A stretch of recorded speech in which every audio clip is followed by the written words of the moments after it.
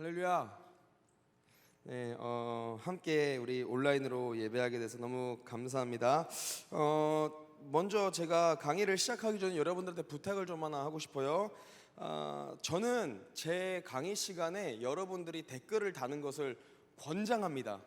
권면해요. 여러분 제가 출석 체크만 하지 말고 너네 출석 체크하고 다 나가지. 출석 체크하고 아니면 노트북으로 출석 체크를 하고 핸드폰으로 게임하고, 여러분 이거 안 돼요. 허용 안 되고, 여러분들이 정신 차려서 예배를 하나 안 하나를 제가 어디로 보냐면 댓글로 보겠습니다. 그래서 여러분 댓글을 마음껏 달아주세요. 저는 권장합니다. 그리고 실제 저희가 지금 이 강의는 여러분들, 저는 비대면으로 하고 있지만 일방적으로 송출되지 않았으면 좋겠어요.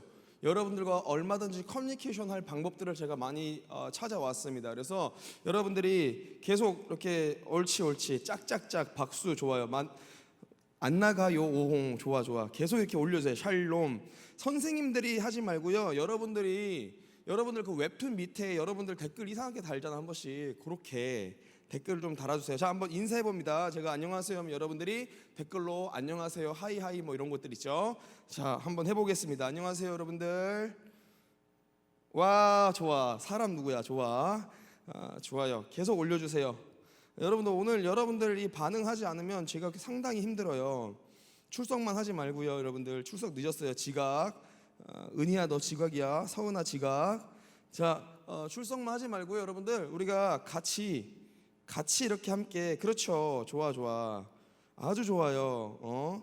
이렇게 계속 여러분들 댓글로, 여러분들 어른들은 잘 한번 생각해 보세요. 여러분들 핸드폰이 악합니까? 여러분들 유튜브가 악해요? 유튜브는 안 악해요. 왜냐면 도구이기 때문에 그래요. 도구는 악하지도 선하지도 않아요. 여러분들이 이 핸드폰, 이 유튜브를 어떻게 사용하느냐에 따라서 여러분들이 사용하는 도구가 선해지냐 악해지냐 결정되는 거거든요. 그래서 앞으로 여러분들 어른들이 이렇게 예배 때 노트로 필기하듯이 여러분들도 여기에다가 아멘, 뭐 안녕하세요, 받은 은혜 막 자유롭게 나누고요. 이렇게 했으면 좋겠어요. 조금 개 중에 이상한 사람 있을 수 있죠. 그런데 신경 쓰지 마세요. 알아서 우리 댓글 관리팀에서 거기서 알아서 차단시켜 줄 테니까 여러분들이 뭐 자유롭게 그냥 나이스 투 미츠 좋아 승리야. 아니 그런 거 일본어 이런 거 하지 말고 도령아 죽는다 그런 거 하지 마요. 그냥 우리 한국어로 합시다. 한국어로. 그래.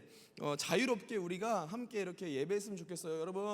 여러분들 받은 은혜들을 함께 나누고 계속 올려주세요. 그럼 목사님이 수시로 강의를 하면서 여러분들 댓글을 또 읽으면서 여러분들에게 맞춰서 함께 했으면 좋겠습니다. 그리고 이후에 여러분들은 저를 보고 있지만 난 여러분들을 못 보잖아.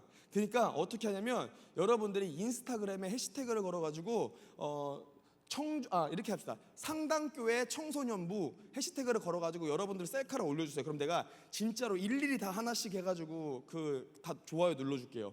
왜냐면 난 여러분들을 보고 싶어. 여러분들을 보려고 여기를 왔는데 코로나가 우리를 못 보게 해요. 그러니까 여러분들이 어떻게 생겼는지 좀 나도 보고 싶어요. 그러니까 여러분들 인스타에 해시태그 걸어가지고 셀카 찍어가지고 상당교회 청소년부 해시태그 걸어가지고 비공개로 하지 말고요, 셀카로 올려주시면 목사님이 일일이 다 좋아요 눌러주고 수고했다 다 달아줄게. 그러니까 함께 합시다. 알겠죠? 우리 계속 이렇게 올려줘요. 여러분들 우리 옳지. 소통해. 안녕하세요 기대된다. 그런 거 땀 삐질삐질. 여러분 괜찮아요. 여러분들 다 이쁘고 잘생겼을 거야. 안 봤으니까 난 그렇게 믿고 있을게요. 셀카를 이렇게 올려주세요. 알았죠? 우리 소통하는 강의 됐으면 좋겠어요. 소통하는 그래도 비대면이지만 함께하는 우리 수련회 됐으면 좋겠습니다. 여러분들 받은 은혜들 계속 이렇게 올려주시고요, 나눠주시고 그걸 외우라고 하지 말고 하라면 해주세요. 부탁이에요. 이렇게 해주셨으면 좋겠습니다. 아따 힘들다. 인스타를 안 하는구나.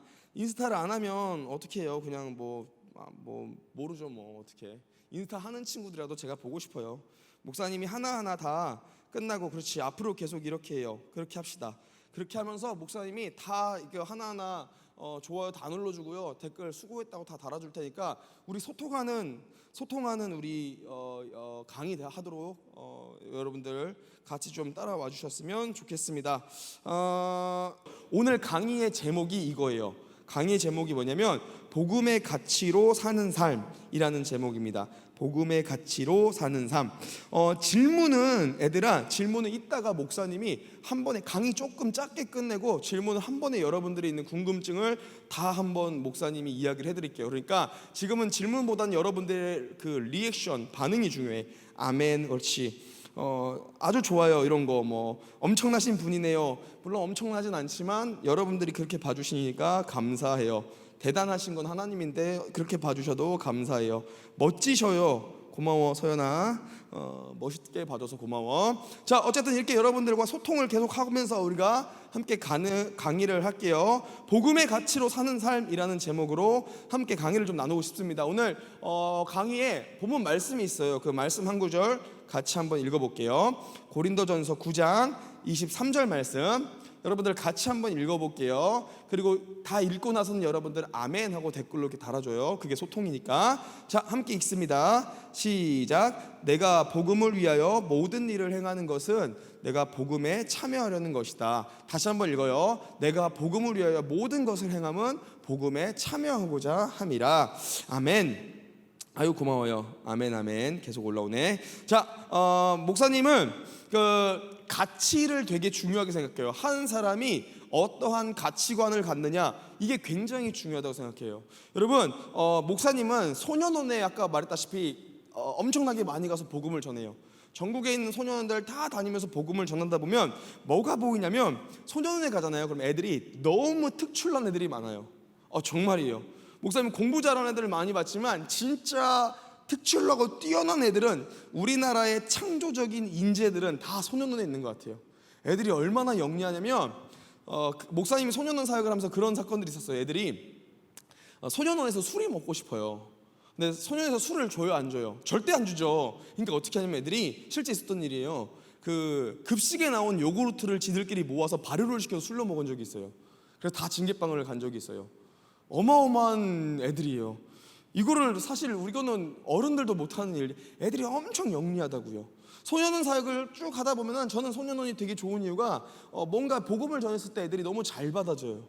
왜냐면 우리 교회 다니는 애들한테는 예수 그리스도의 십자가 사건과 하나님이 나를 사랑하셔 뭐 이런 내용이 하도 많이 들어서 우리가 면역이 됐어요. 이제 이게 감사한지를 잘 모르는데, 우리가 목사님이 소년원에서 또 거리에서 만난 애들은 이게 너무 새로운 거예요. 나를, 그냥 나라는 존재를 사랑해 주신 분이 있다라는 게 애들이 굉장히 많이 이 반응을 하더라고요. 실제 애들이 복음에 반응을 많이 해요. 목사님 소년원을 쭉 가서 재밌게 사역을 하다 보면 정말 들리는 소문들 중에 재밌는 소문이 두 개가 있어요. 어느 소년원이든 항상 애들이 하는 말 두 가지가 있어요. 첫 번째가 뭐냐면, 전국 소년원은 한 와이파이를 쓴다 그래요. 전국 소년원은 한 와이파이를 쓴다. 이게 무슨 말이냐면, 전국에 있는 소년원 애들이 지들끼리 다 안다라는 거예요. 실제 다 알아요. 목사님이 서울에서 사역을 하잖아. 그리고 부산에 내려가서 소년원에서 이제 설교를 하다 보면은, 목사님 서울에서 왔어 라고 하면은 부산 애들이 제 친구들 거기 있다고 다 알아요. 자기들끼리 다 알고. 아주 재밌는 사건 중에 하나가 뭐냐면, 목사님 전주소년원 갔을 때예요.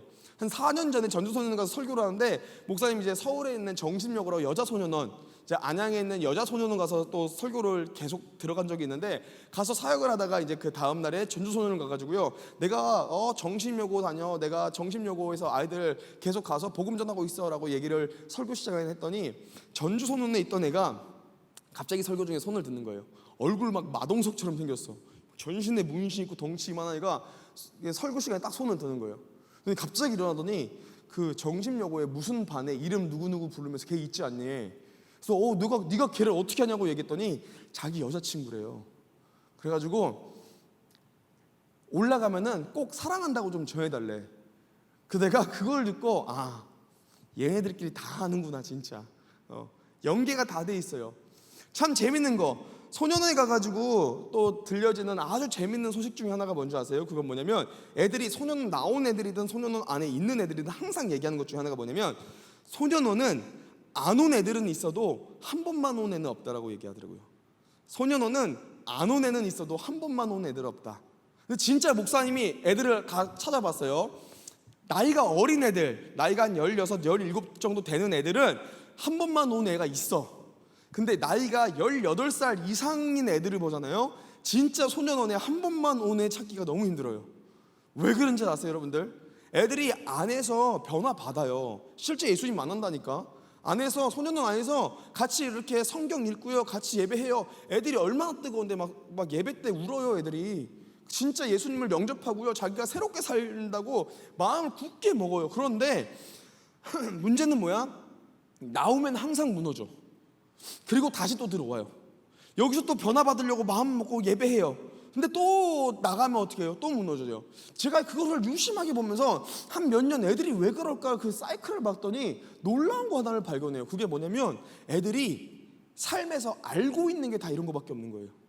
안에서, 얘네들이 소년원 안에서 만난 예수님은 가짜야? 아니야. 진짜 예수님을 만나요. 변하려고 굳게 믿고요, 진짜 내 삶 가운데 예수님께서 나를 변화시켜요 믿고요, 성경도 보고요, 찬송도 부른다고. 근데 소년원 딱 나오자마자 어떻게 해요? 나를 맞아주는 친구들이 다 이런 친구들인 거예요.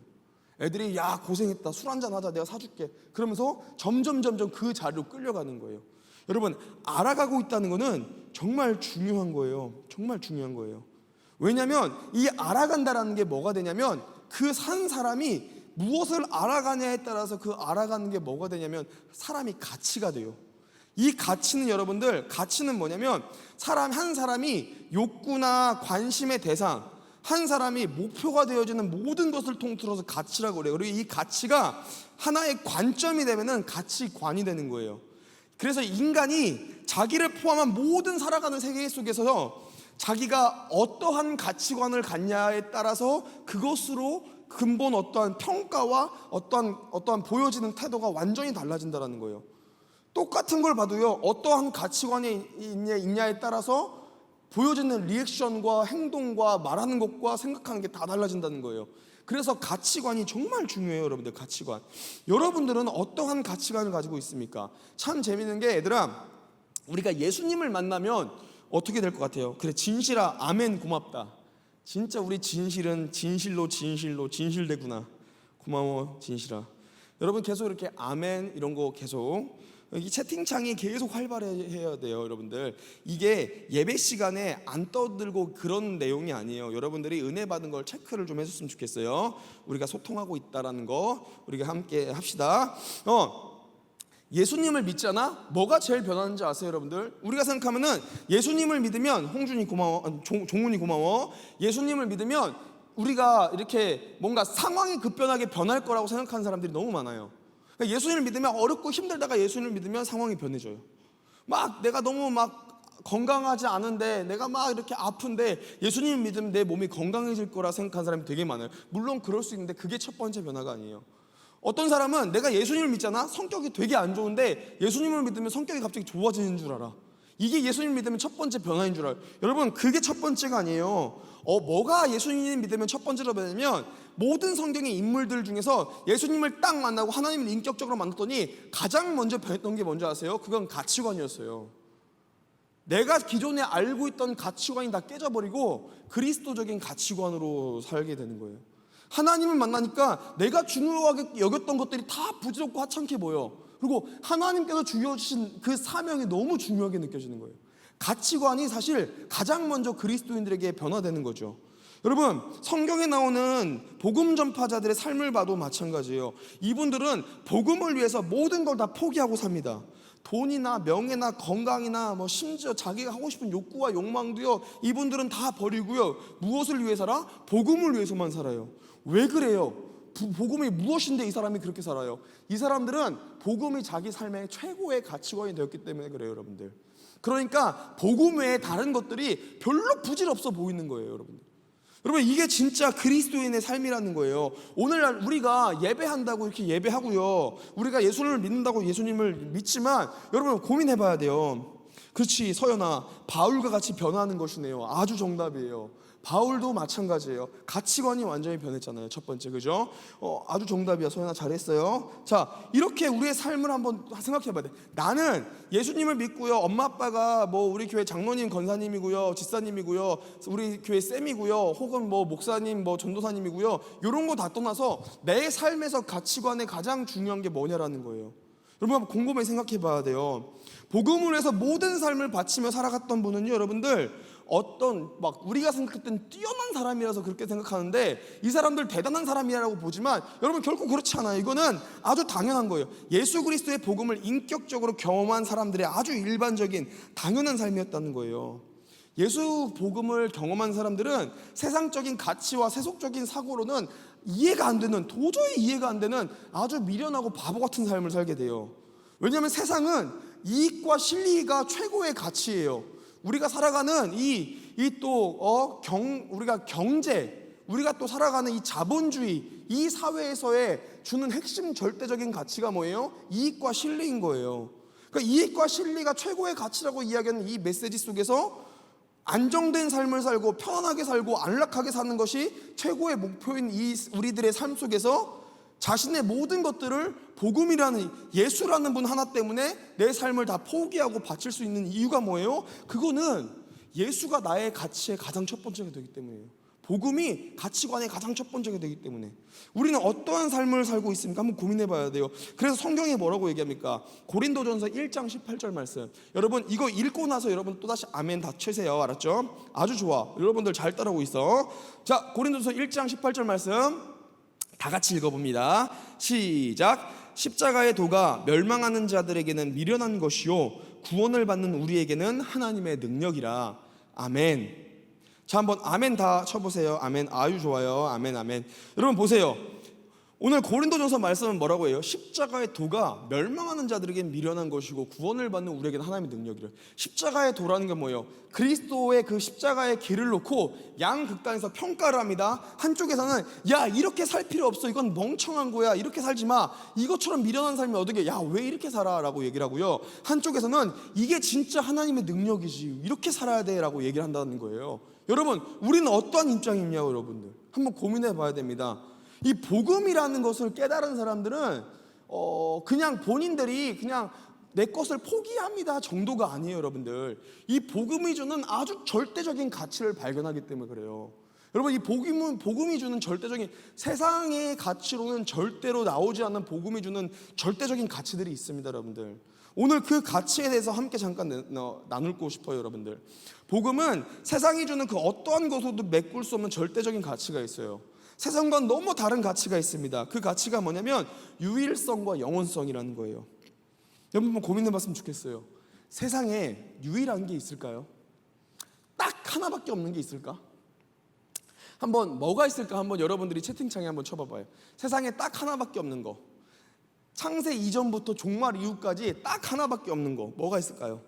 한번 채팅창에 쳐봐봐요. 여러분들 유일한 게 뭐가 있을까? 유일한 게 글쎄 여러분 돈은요 언제나 있었어요. 그러니까 물질이란 건 언제나 있었다고, 그죠? 뭐가 있을까요? 유일한 게 뭐가 있을까요? 목사님 놀라운 걸 하나 깨달았어요. 그게 뭐냐면 유일한 게 있더라고요. 없다고 선포하다가 유일한 게 뭐냐면 여러분들은 유일해요. 여러분들은 창세 이전부터 종말 이후까지 딱 한 사람밖에 없어요. 유일한 사람이라고. 그게 무슨 말이냐? 하나님이 만드신 우리들은 유일하더라고요. 사람이 만든 것 중에 유일한 건 존재하지 않아요. 늘 해 아래 새 것이 없다고 얘기하듯이 성경 말씀에 얘기하듯이 늘 새로워 보이지만 어쨌든 같은 것을 반복하고 있는 모습인 거예요. 여러분 세상의 가치는 언제나 여러분들 절대적이지 않아요. 다 상대적이에요. 절대적인 게 없어요. 다 바뀌고 변화되는 거야. 저용, 사람, 내 자신이요. 아주 정답. 나 자신. 너희들은 굉장히 예배를 잘했구나. 지금까지 목사님이 훈련을 잘 하시겠구나. 오 좋아요. 아주 좋아요. 자 여러분 반대로 한번 생각해 볼게요. 그러면 영원한 건 있습니까? 세상에 영원한 거, 세상에 영원한 게 있어요? 영원한 건 없어요. 제가 청소년 사역을 하다 보니까 특히 우리 자매들 같은 경우가 이제 처음 이제 이게 오빠야들을 만나서 이렇게 교제를 하잖아요. 그럼 이 자매들이 항상 하는 말이 뭐냐면 나는 이 오빠야랑 영원할 거야라고 얘기하더라고요. 여러분 그게 영원합니까? 아니요 여러분들. 그 영혼은 아주 보잘것없는 영혼이에요. 그 친구가 인생에 한 10년을 놓고요 그렇게 영원할 거라고 얘기하는 오빠가 한 5명이 돼요. 이거 진짜예요 여러분들. 영혼은 이런 게 아니죠 여러분들. 영혼이라는 건 여러분들 끝나지 않는다라는 것은 세상에 존재하지 않는 것 같아요. 여러분 그런데 복음은 유일하고 영원해요. 그래서 그 왜 우리 지드래곤 전도사님이 그런 찬양도 쓰셨잖아요, 그죠? 영원한 건 절대 없어. 세상에 뭐 넌 변했지. 그죠? 그 찬양 있죠. 저는 그거 들을 때마다 이게 마음에 뭔가 이게 와요. 아, 역시 이게 삶의 이치구나. 영원한 건 없어요, 여러분들. 그런데 복음은 유일하고 영원하다라는 거예요. 먼저 우리가 한번 알아볼게요. 복음은 어원적으로 무엇을 의미합니까? 복음이란 것을 우리가 늘 듣지만 복음이 무엇인지 잘 모르는 친구들이 많아요. 복음이란 게 뭐냐면 어원적으로 풀어보면은 헬라어로는 유앙겔리온이라고 그래요. 유앙겔리온. 이 유앙겔리온이라는 진짜 의미가 뭐냐면 승리의 소식인 거예요. 로마의 군인들이 다른 어떤 나라들의 전쟁 가운데 승리를 하면은 승전보를 울리는 군사들이 막 이 나팔을 불면서 황제한테 승리했습니다를 선포한 소식이 그게 이제 유앙겔리온이에요.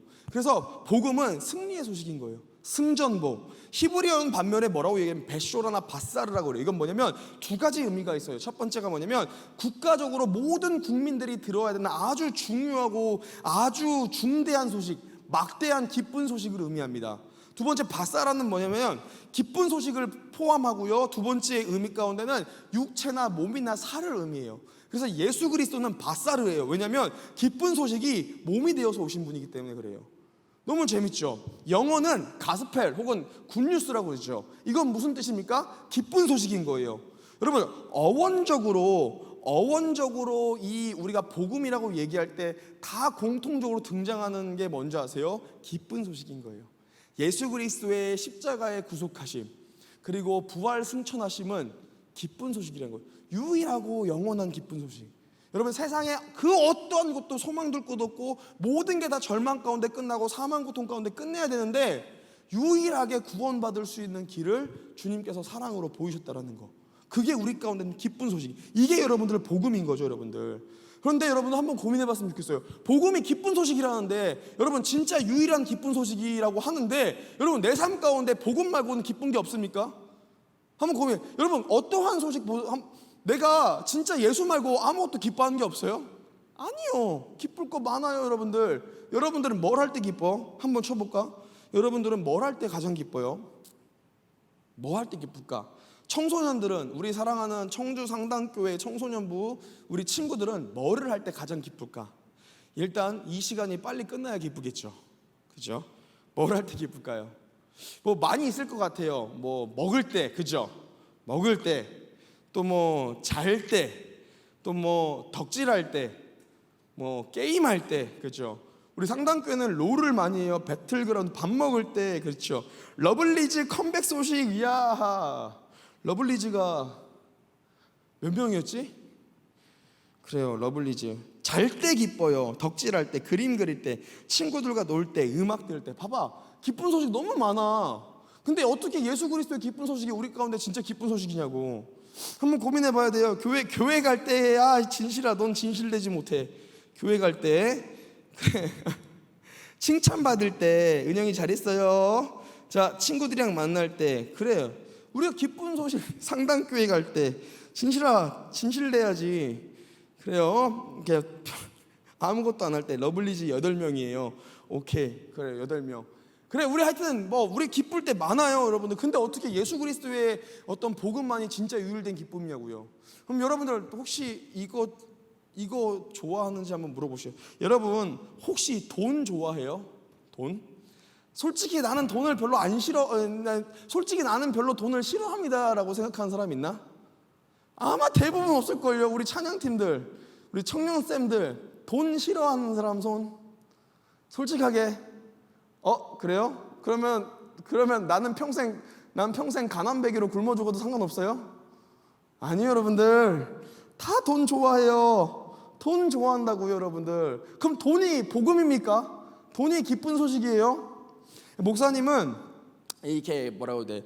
돈이 진짜 무섭다는 것을 잘 못 느꼈어요. 왜냐? 그거는 돈이 많은 사람들이 느끼는 거야. 목사님은 늘 돈이라고는 재산이라고는 빚밖에 없는 사람이니까 별로 돈이 무서운 줄 잘 몰랐어요. 근데 어디서 느꼈냐면 목사님이 두바이를 갔을 때 느꼈어요. 야, 두바이를 갔어요.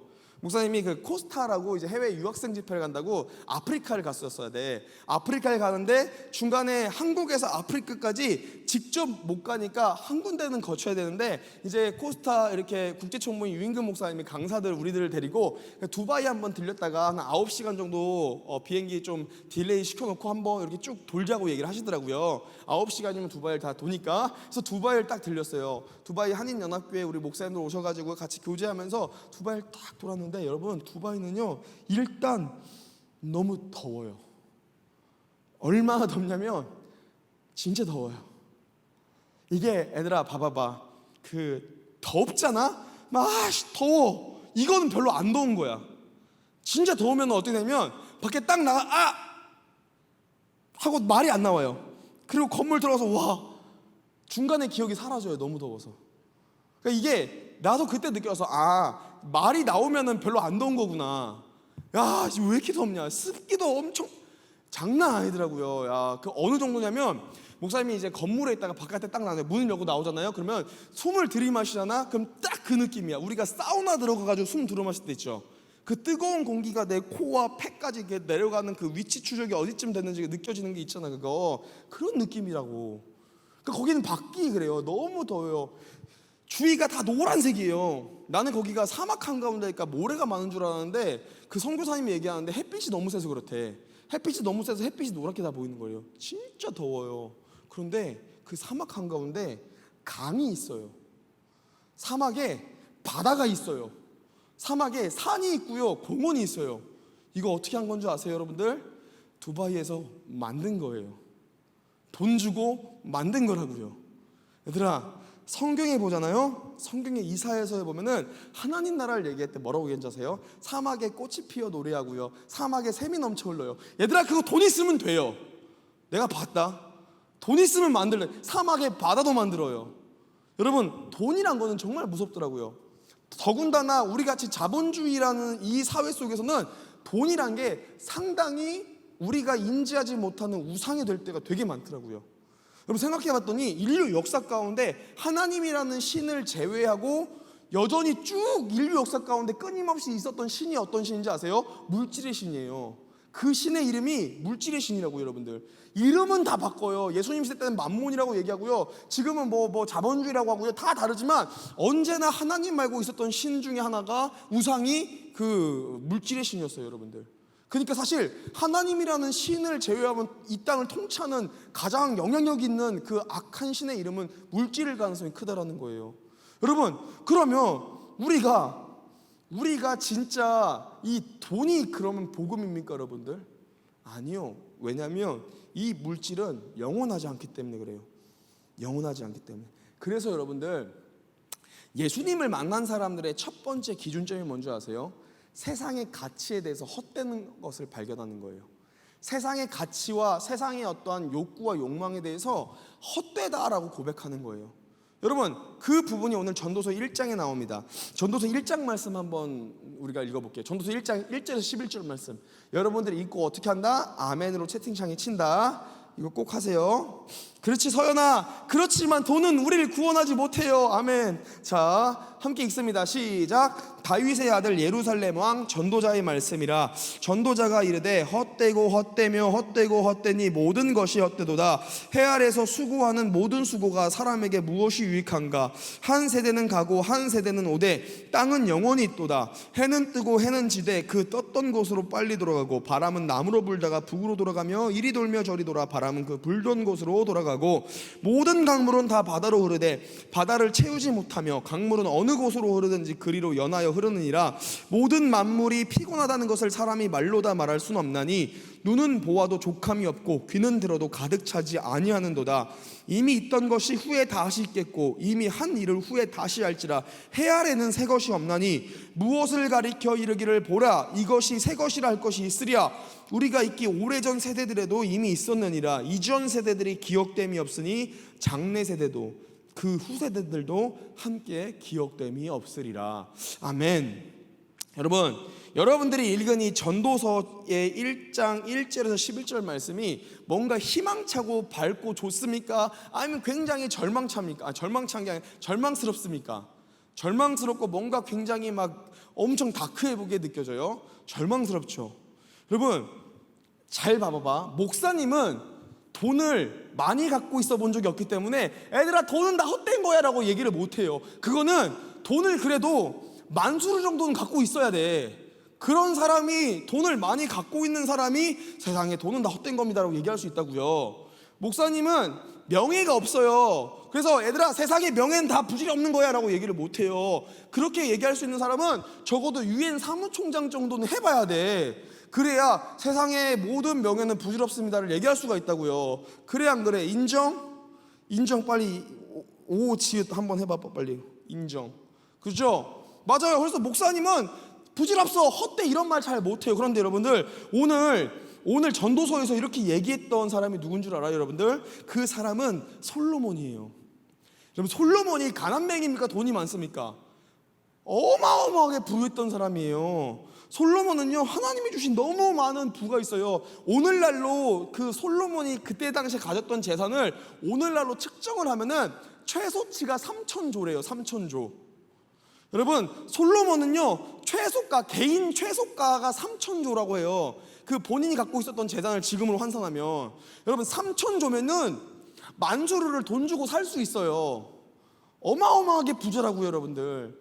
그런데 솔로몬은요 이 부유함이 필요가 없대요. 헛되다라는 거예요. 자 보세요 여러분들. 보통 부자면 이게 세상의 이치야. 보통 부자면 이게 좀 벼요 안 벼요? 이게 좀 벼야 돼. 그게 세상의 이치인데 솔로몬을 평가할 때 우리는 뭐라고 얘기해요? 솔로몬은 무슨 왕이다? 지혜의 왕이다. 얼마나 지혜로웠냐면 많이 지혜로웠어요. 얼마나 지혜로웠냐면 그 이스라엘이라는 나라는 너무 아픈 민족이야. 왜 아픈 민족이냐면 그때 당시에 이스라엘 나라는 중동 지역에 아주 조그맣고 보잘것없는 나라인데 그 근처에는 늘 고대 근동의 패권을 장악했던 제국들이 다 질비해 있었어요. 막 아수르 있지, 바벨론 있지. 이 고대 근동의 패권을 장악했던 그 제국들한테 낑겨가지고 살았던 사람들이 이스라엘 사람들이거든요. 근데 솔로몬 시대 때는요 이 고대 제국들이 이 근동의 패권을 장악했던 이 자존심 강한 제국 그 왕들이 솔로몬에게 조공을 바쳐요. 당신은 내 멘토입니다. 당신은 내 스승입니다. 왜냐하면 어마어마하게 지혜롭기 때문에 그래요. 내가 진짜 리스펙하는 거, 여러분 솔로몬은요 아내도 많았어요. 아내가 700명, 수천 궁녀가 300명, 총 1000명의 아내를 거느렸어요. 어마어마하지 않아요? 우리 남자들 중에 부럽다 손 들어봐봐요. 부럽다 1 쳐봐. 부럽다 1. 얘들아 목사님이 결혼해봤잖아. 아니, 해봤잖아요. 하고 있잖아요. 결혼했잖아요. 얘들아 내가 솔로몬을 리스펙하는 건 그거예요. 아내가 많는 게 아니에요. 아내가 그렇게 많아도 가정생활을 했다라는 게 되게 리스펙인 거예요. 봐봐봐 얘들아. 하나님께서 왜 아담에게 한 여인만 허락하신 줄 알아요? 그거는 자매를 위한 게 아니라 형제를 위한 거라고 저는 굳게 믿고 있어요. 얘들아 그 형제들은 그 자매를 못 이겨요. 애초에 이길 생각을 하면 안 돼요. 얘들아 그 심리학도 봐봐봐. 심리학도 보면은 여성 심리학이 있어요. 노인 심리학이 있다고요. 아동 심리학이 있어요. 근데 남성 심리학이 없어요. 왜 없는 줄 알아요? 이거는 심리학적으로 아동과 남성은 동일하게 봐요. 진짜야. 그래서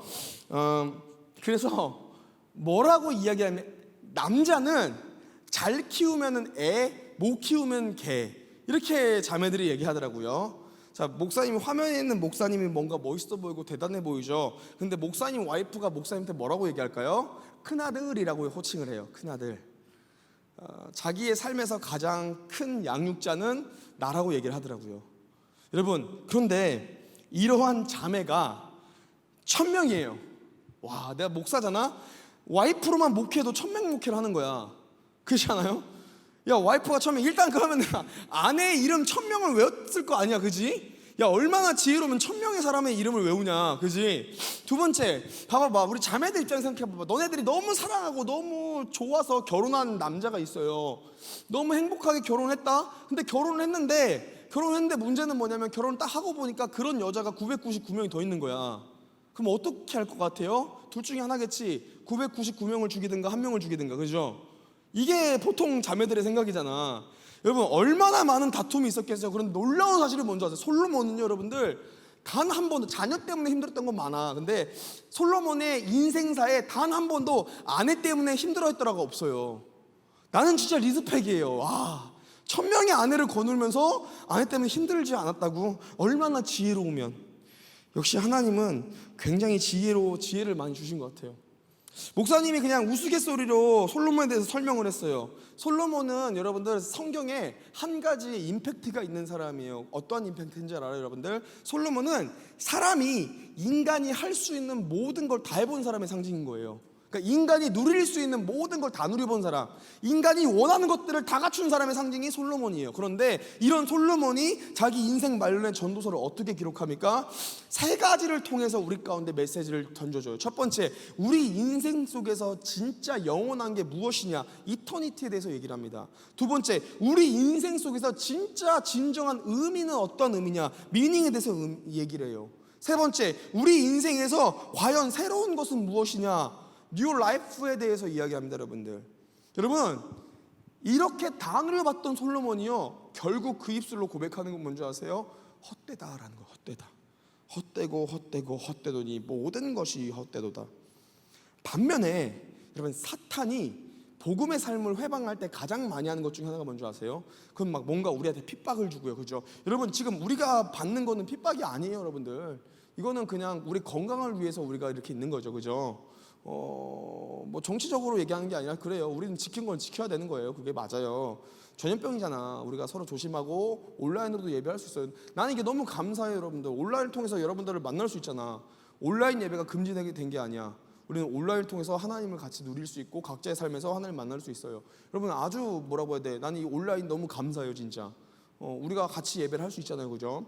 여러분, 진짜 핍박이나 어떠한 아픔들이 있는 나라들이 있어요. 그런데 그런 나라들이 갖고 있는, 목사님은 해외를 많이 다녀요.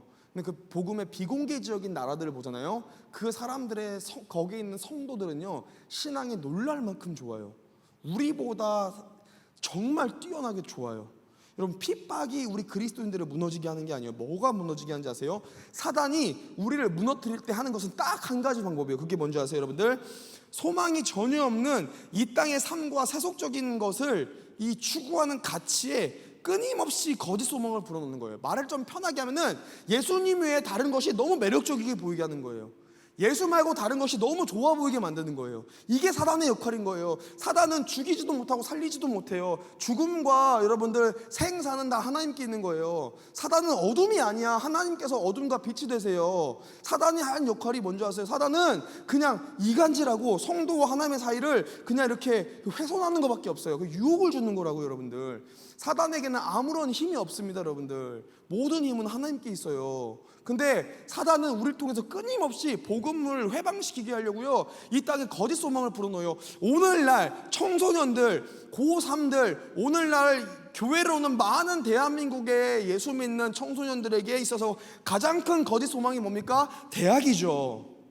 대학이 뭐 고3들 되면은 교회 안 오고 예배 안 해도 되는 줄 알아. 여러분, 착각하면 안 돼요. 여러분, 열심히 공부하고요, 지옥 가면 돼. 그러면 여러분, 우리가 고민해 봐야 돼요, 진짜.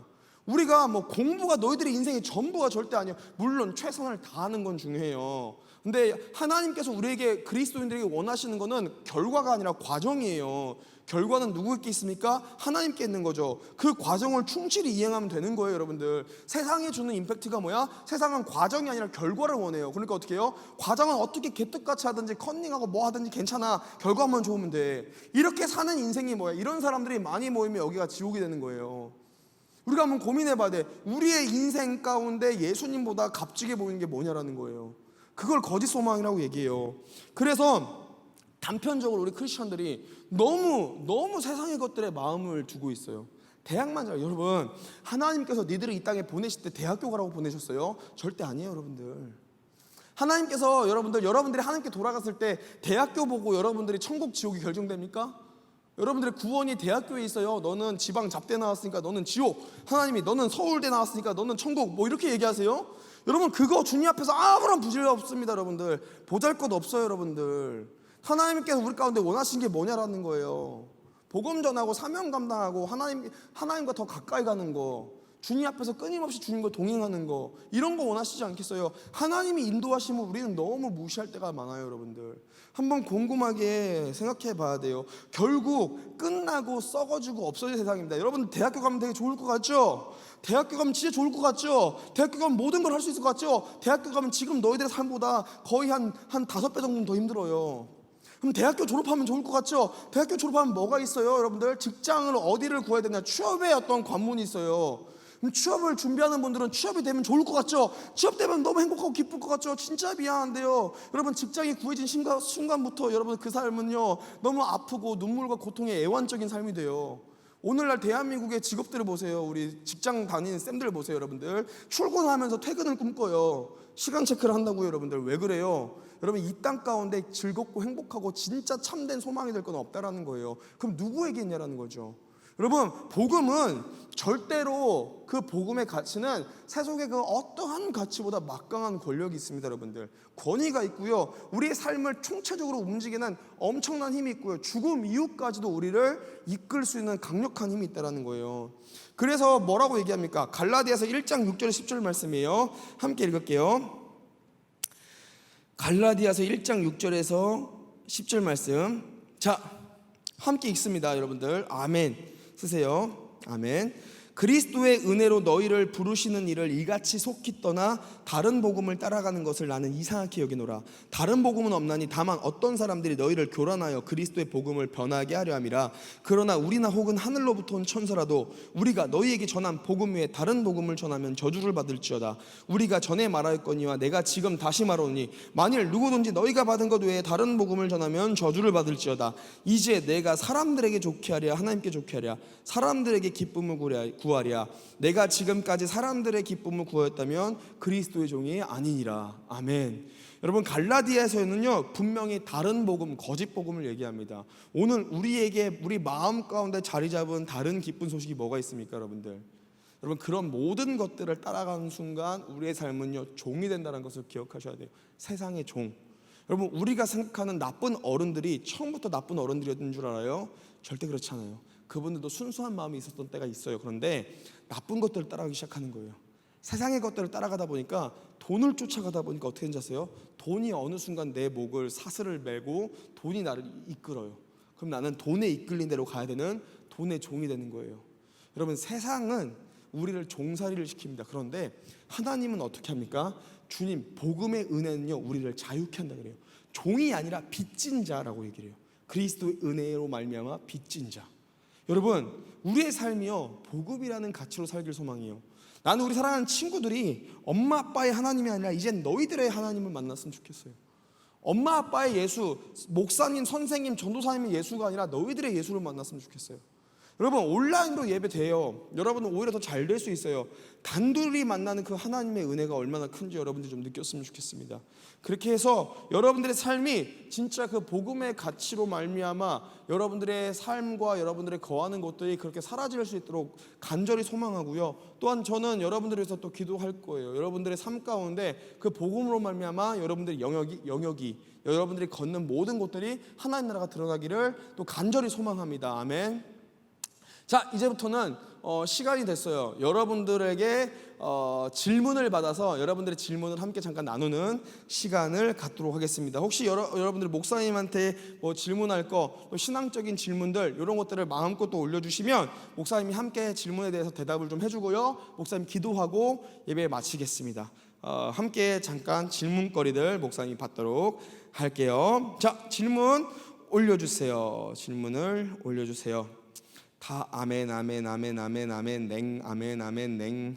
자, 우리 조금 딜레이가 있으니까 질문거리를 목사님이 좀 받도록 하겠습니다. 자, 첫 번째 질문이 뭐가 될까요? 목사님 몇 살이에요? 아, 정훈아 목사님 몇 살처럼 보여요? 목사님은 맞살이에요. 미안해요.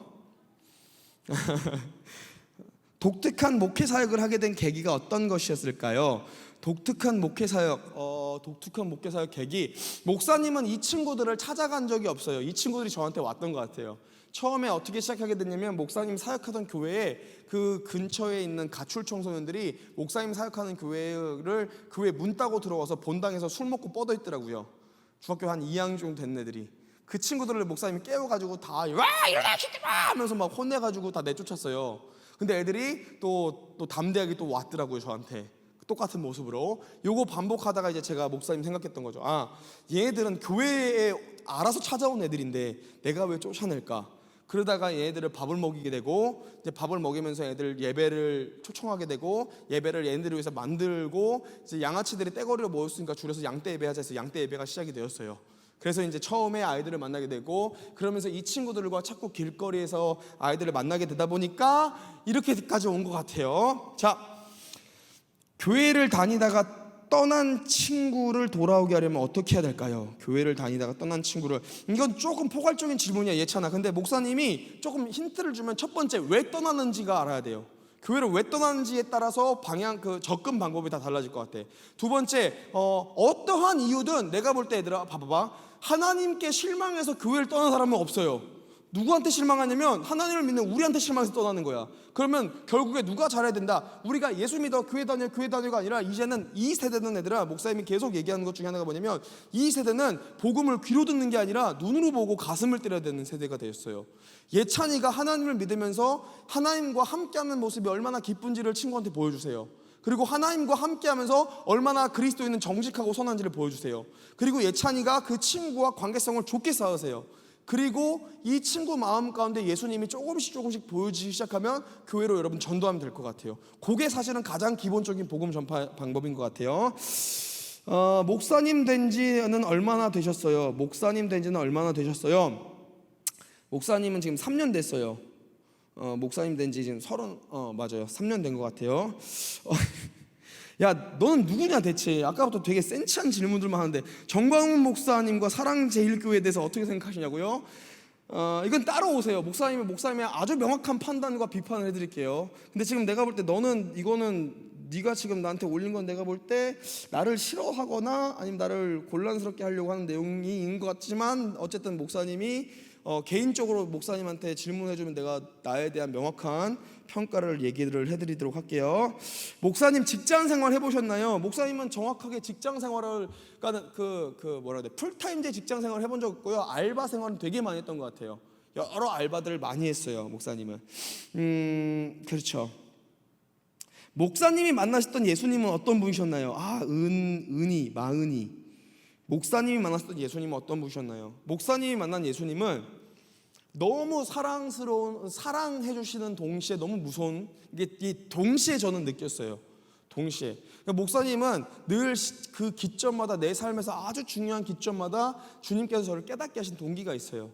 그런데 어떨 때는 너무 두렵게 오시기도 하고 어떨 때는 너무 사랑을 가득 찬 모습으로 오셨는데 요즘 내가 만나는 나의 예수님, 나의 주님은 나를 너무 믿고 지지해 주시는 예수님이에요. 너무 내가 볼품없고 너무 이렇게 나라는 사람이 너무 이렇게 나는 내 존재 자체가 너무 비참하다고 생각하고 너무 내가 할 줄 아는 게 많이 없다고 생각하지만 하나님께서는 요즘 나를 믿고 너무 맡기시는 주님, 요즘 내가 만나는 주님은 그래요. 목사님 교회 다니면 문신하면 안 되나요? 목사님 3대 몇 정도 치시나요? 3대 600 정도 칩니다.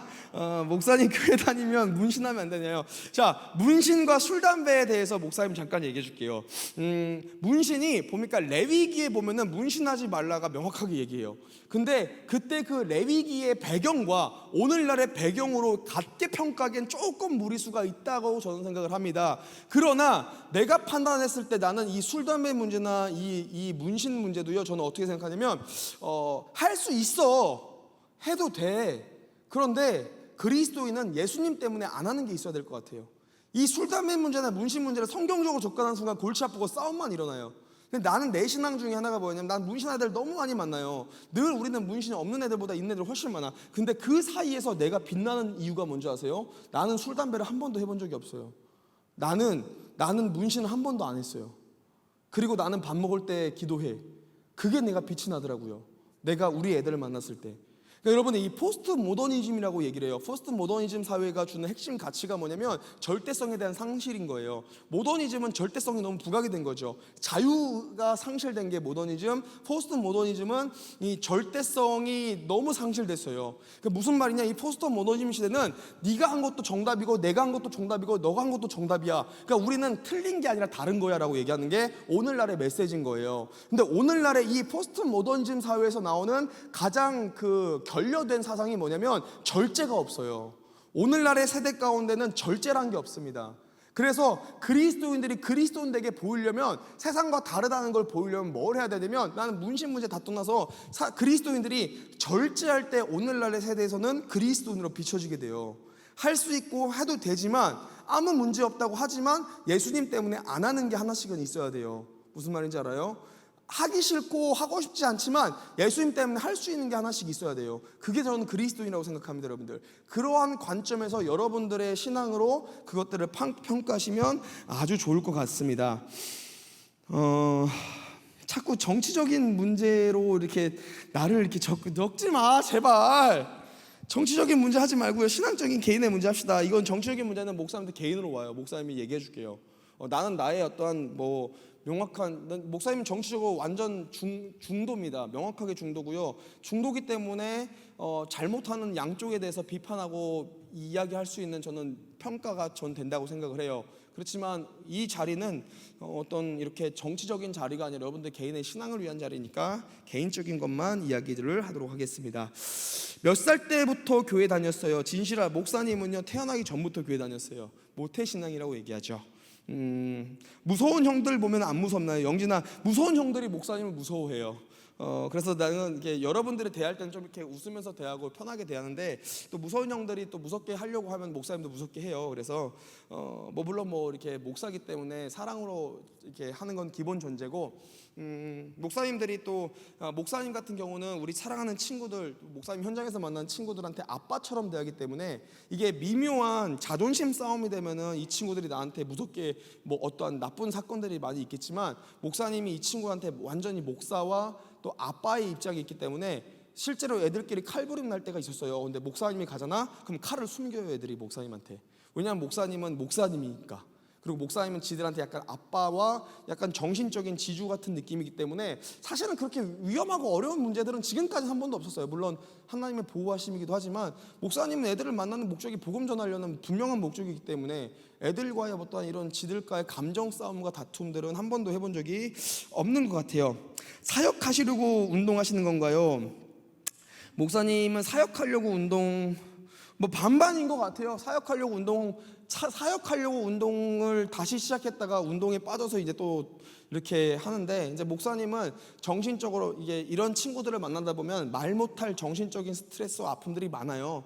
그거를 풀으려면 사실 이제 목사님이 운동을 해서 좀 푸는 게, 물론 기도와 말씀에 전무하면 풀어야 되는데 목사님 좀 그게 안 되더라고요. 그래서 또 다른 것들을 풀어야 되는데 엉뚱하게 풀까봐 목사님이 이제 운동을 또 많이 하고요. 운동하면서 이제 목사님 생각 정리도 많이 하고 그렇게 하고 있습니다. 이제 시간이 이제 거의 다 가서 하나만, 진짜 핵심적인 질문 하나만, 핵심적인 질문 하나만 목사님께. 코로나 시대에 고생하는 중딩 고딩들에게 응원 메시지 한 번만 부탁드려요. 여러분, 이 코로나가 우리 가운데 유익이다라고는 우리가 함부로 말하면 안 돼요. 왜냐하면 코로나 때문에 고통당하고 아파하는 분들이 너무 많기 때문에 우리 그리스도인들은 코로나가 유익이다라고 얘기하면은 함부로 얘기하면 안 되는 거죠. 그렇지만 코로나가 주시는 하나님의 뜻이라는 게 분명히 있을 것 같아요, 여러분들. 우리가 만나지 지금까지 접해보지 못했던 세상을 우리가 또 접하게 돼 있어요. 여러분, 세대라는 거는, 이 제너레이션은 언제나 뒤바뀌게 돼 있어요. 언제나 바뀌고 언제나 이렇게 사라지고 다시 생기고, 요걸 반복합니다. 그래서 여러분들, 절대적인 분께 여러분들을 맡겨야 돼요. 변하지 않는 분이 있어요. 절대 배신하지 않는 분이 있다고요. 절대 여러분들을 버리지 않는 분이 있어요. 저는 그분이 하나님임을 여러분들에게 선포합니다. 여러분, 하나님을 믿고 의지하며 나아가는 분들은요, 상황을 잘 보지 않아요. 왜 그런지 아세요, 여러분들? 하나님을 볼 때 상황과 환경이 내 삶 가운데 그렇게 두려움으로 잠식되진 않아요. 조심은 해야죠. 그렇지만 두려움에 잠식되면 안 되는 세대인 것 같아요. 여러분, 목사님이 강의할 때도 계속 얘기했죠. 대학교 떨어져도 된다고 얘기했어요. 왜냐하면 여러분들은 대학을 다니려고 하나님이 이 땅에 보내신 게 아니에요. 여러분들은 여러분들의 삶과 안전을 위해서 이 땅에 하나님이 보내신 게 아니라 여러분들은 하나님 앞에서 해야 될 사명이 있고 하나님께서 여러분들을 통해서 무언가를 계획하셨기 때문에 보내신 거거든. 그거를 알려면 여러분들이 하나님과 가까이 돼야 될 것 같아요. 그래서 여러분들이 하나님과 가까이 하면서 여러분들 이 세대를 조심하지만 두려워하지 않았으면 좋겠어요. 그리스도인들은 언제나 어디 있든지 빛이 나요. 그건 내가 빛이 나는 게 아니라 내가 예수님을 품고 있으면 나올 수밖에 없는 현상이라고 저는 생각하기 때문에 여러분들 두려워하지 마세요. 성경 한 구절 또 읽어줘야겠네. 목사님이 성경 한 구절 읽어줄게요. 잠깐만. 성경 한 구절 읽어줄게요. 목사님 우리 사랑하는 친구들을 위해서 성경 한 구절 읽어줄게요. 이사야서 43장 1절 2절 말씀이에요. 이 성경 목사님이 고백하고 기도하고 마치겠습니다. 이사야서 43장 1절 2절 말씀이에요. 내가 너를 속량하였으니 두려워하지 말아라. 내가 너를 지명하여 불렀으니 너는 나의 것이다. 네가 물 가운데로 건너갈 때에도 내가 너와 함께하고 내가 강을 건널 때에도 물이 너를 침몰하지 못할 것이다. 내가 불 속을 걸어가도 그을리지 않을 것이며 불꽃이 너를 태우지 못할 것이다. 하나님께서 여러분과 함께 하시다는 것을 꼭 기억하셨으면 좋겠습니다. 그리고 여러분들 목사님이 얘기했다시피 인스타에 샵 해가지고요, 여러분들 상당교회 청소년부 해가지고 여러분들의 사진을 좀 올려주세요. 그럼 목사님이 일일이 여러분들 하나씩 보고 축복해주면서 또 그렇게 여러분들 누가 목사님과 함께 했는지를 좀 지켜봤으면 좋겠습니다. 함께 기도하고 끝내겠습니다. 기도하겠습니다. 하나님 감사합니다. 복음으로 사는 삶이 우리 사랑하는 상당교회 청소년부의 삶이 되기를 소망합니다. 하나님 우리 귀한 친구들 정말 하나님께서 너무나도 사랑하시고 너무나도 아까워하시는 이 친구들을 이 땅 가운데 보내셨습니다. 무엇을 위해서 보내셨겠습니까? 하나님 그것은 우리들의 먹고 사는 것을 위해서가 아니라 우리들의 안전과 안위를 위해서가 아니라 이 땅 가운데 또 해야 될 주님의 그 사명과 명이 있음을 고백합니다. 우리 귀한 친구들이 주님과 동행함으로 말미암아 각자의 삶에서 하나님 맡기신 사명들 잘 감당하고 우리 사랑하는 친구들의 거하는 삶들이 그러므로 말미암아 하나님 나라가 드러날 수 있는 귀한 도구로 사용하여 주셔서 험한 시절 주님 지키시고 보호하시고 주님께서 인도하실 줄 믿사오며 감사하며 예수님 이름 받들어 간절히 기도합니다. 아멘.